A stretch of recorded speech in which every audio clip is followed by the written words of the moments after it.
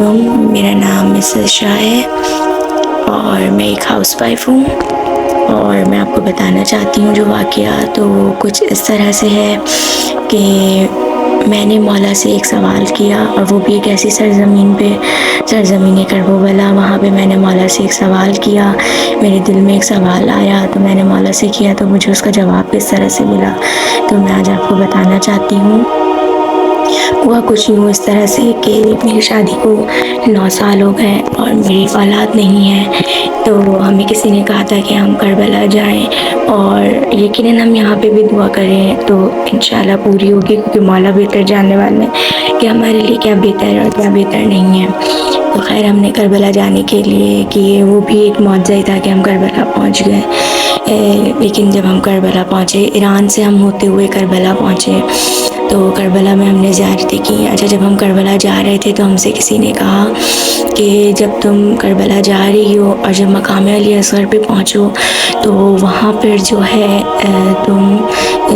جو چھوٹے بچوں کے کپڑے ہوتے ہیں تو وہ تم بطور منت تم وہ چڑھانا، 14 جوڑے چڑھانا، اور جب وہ میں نے خریدے تھے جوڑے تو وہ 14 نہیں 15 آ گئے تھے، تو میں نے سوچا کہ 14 میں وہاں پہ جھولے پہ چڑھا دوں گی، اور باقی ایک جو ہے وہ میں اپنے ساتھ مس کر کے لے آؤں گی یہاں پہ واپس۔ خیر جب ہم وہاں پہنچے کربلا میں، پھر مقام علی اصغر پہ گئے،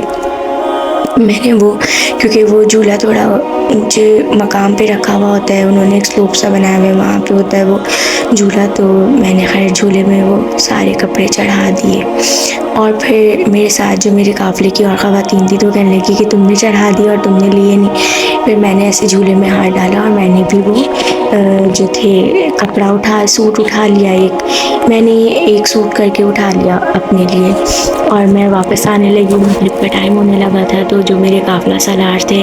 تو وہ کہنے لگے کہ آپ لوگ جو ہے نماز کے لیے جا رہے ہیں تو یہ سامان وہاں پہ نہیں لے جانے دیں گے، تو آپ لوگ مجھے دے دیں، میں آپ کے ہسبینڈ کو دے دوں گا، آپ کے ہوٹل میں دے دوں گا سامان۔ میں ان کو سامان اپنا دینے لگی، تو جیسے ہی میں نے شاپر میں ہاتھ ڈالا تو میرے ساتھ 2 سوٹ نکلے، جبکہ میں نے اٹھایا ایک ہی تھا، تو وہ 2 سوٹ تھے۔ خیر پھر میں نے وہ دے دیے، اور میں نے کہا میں نے تو ایک ہی لیا تھا، ایک میں واپس کر دیتی ہوں۔ پھر جو میرے ساتھ خواتین تھیں ان میں سے انہوں نے ایک آنٹی نے بولا کہ نہیں اب تم نے لے لیے ہیں اور یہ تمہیں مولا کی طرف سے تحفتاً ملا ہے تو تم یہ لے کے چلی جاؤ۔ خیر میں نے وہ بھجوا دیے، پھر ہم نماز وغیرہ پڑھ کے فارغ ہوئے، پھر ہمیں دوسری مقام پہ جانا تھا، مقام امام جعفر صادق پہ۔ تو جو راستہ تھا تو میں چل رہی تھی، تو میں راستے میں ایسے ذہن میں میرے ایک سوال آیا، اور میں نے سوچا کہ میں جو ہے مطلب یہ سوال میرے ذہن میں اس طرح سے آیا کہ کیا مولا میں ایران سے یہاں تک آ گئی ہوں اور میں نے اتنی منتیں اتنی دعائیں مانگی، اب مجھے کس طرح سے یقین آئے کہ میری جو ہے وہ دعا قبول ہو جائے گی، اور مجھے یقین مطلب مجھے اس طرح سے یقین آ جائے کہ آپ نے میری دعا سن لی ہے۔ خیر یہ سوال میرے ذہن میں آیا، اور پھر میں نے اپنے دماغ کو پچھٹ کر کہ نہیں ایسے نہیں سوچنا چاہیے۔ اسی طرح کر کے ہم مقام امام جعفر صادق پہ پہنچے، وہاں ایک چھوٹی سی جو باغ امام جعفر صادق تھا، جو امام جعفر صادق نے اپنے ہاتھ سے باغ بنایا تھا، وہاں کے قریب انہوں نے کیونکہ باغ تو انہوں نے بند کر دیا لیکن انہوں نے زرعی ٹائپ کے بنا دیے، تو میں وہاں بیٹھی رو رہی تھی،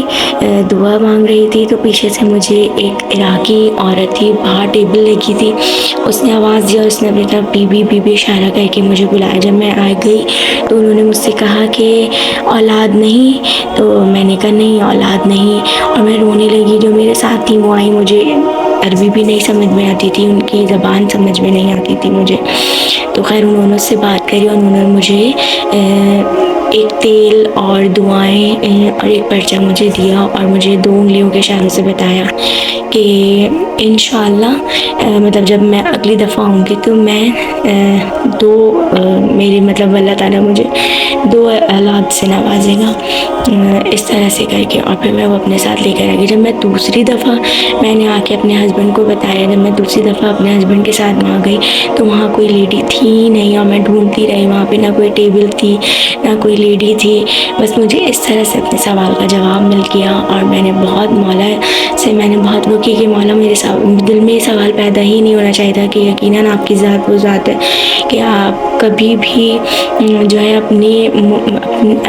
اپنے مومن کی بات کو رد کر ہی نہیں سکتے، اور جو آپ سے دعا مانگی جائے وہ ضرور قبول ہوتی ہے. آپ کے وسیلے سے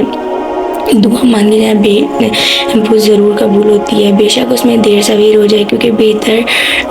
بہتر جاننے والے تو آپ اور اللہ کی ذات ہے. آپ کو زیادہ بہتر پتہ ہے کہ ہمارے لیے کیا بہتر ہے کیا نہیں. لیکن اس کے بعد سے میرا اتنا ایمان اور اتنی اس بات پہ میرا اتنا پکا ہو گیا کہ اب مجھے یقین ہے کہ انشاءاللہ کبھی نہ کبھی جب وقت بہتر ہوگا میرے لیے، مجھے مولا اور اللہ تعالیٰ ضرور اولاد سے نوازیں گے.